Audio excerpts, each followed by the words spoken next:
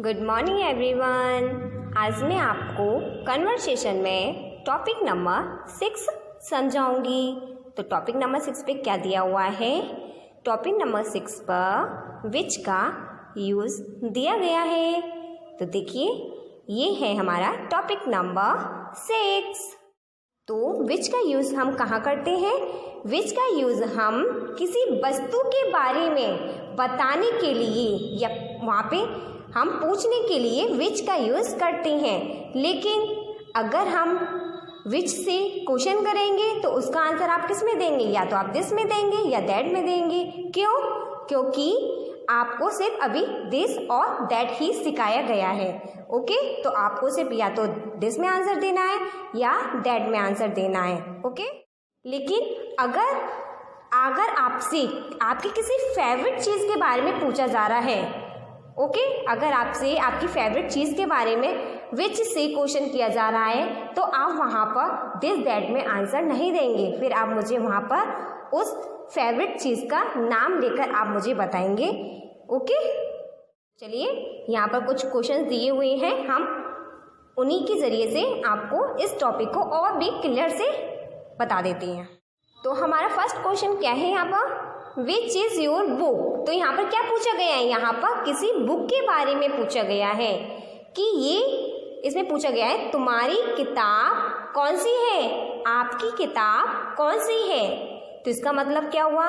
या तो बुक पास में है ना, तभी तो पूछा जा रहा है, या वो दूर है, इसलिए विच से क्वेश्चन किया गया। लेकिन आप उसका आंसर कब देंगे? अगर आपके पास है तो आप उसका आंसर दिस में देंगे, जिससे आप टच कर सकते हैं। अगर वो जिस चीज़ के बारे में बात की जा रही है अगर वो आपसे दूर है तो आप उसका आंसर दैट में देंगे, क्योंकि आप उसे टच नहीं कर सकते।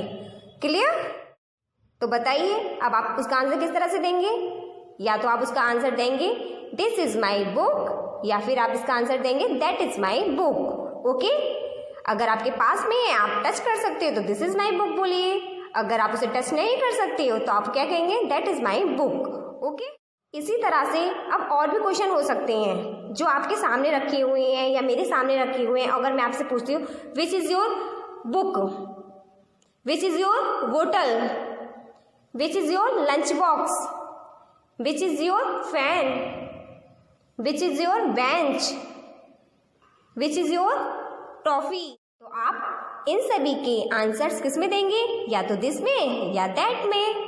ओके, तो चलिए सेकंड क्वेश्चन क्या है हमारा? विच इज़ योर क्लास। अब यहाँ पे किसके बारे में पूछा गया है? तुम्हारी क्लास कौन सी है। तो आप इसका भी आंसर या तो दिस में देंगे, दिस इज़ माई क्लास, या तो आप इसका आंसर दैट में देंगे, दैट इज़ माई क्लास। अगर आप क्लास के पास में हैं तो दिस इज़ माई क्लास कहेंगे। अगर आप क्लास के दूर हैं तो आप क्या कहेंगे? तो आप दैट इज़ माई क्लास कहेंगे। ओके, थर्ड क्वेश्चन है हमारा विच इज़ योर बोतल। मतलब यहाँ पे क्या पूछा गया है? तुम्हारी बोतल कौन सी है। तो इसका भी आंसर आप किस में देंगे?